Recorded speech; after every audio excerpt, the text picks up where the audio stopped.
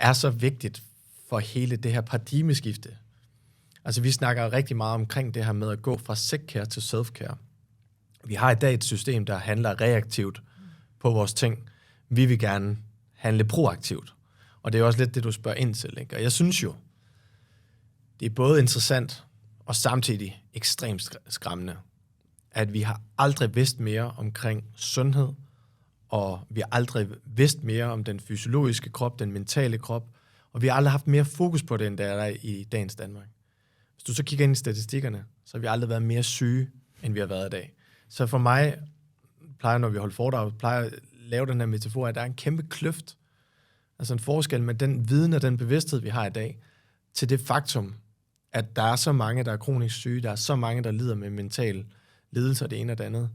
Og den kløft skal vi ligesom have gjort mindre på en eller anden måde. Så vi netop kan gå fra det der reaktive sick-care til den her mere sådan proaktive self-care.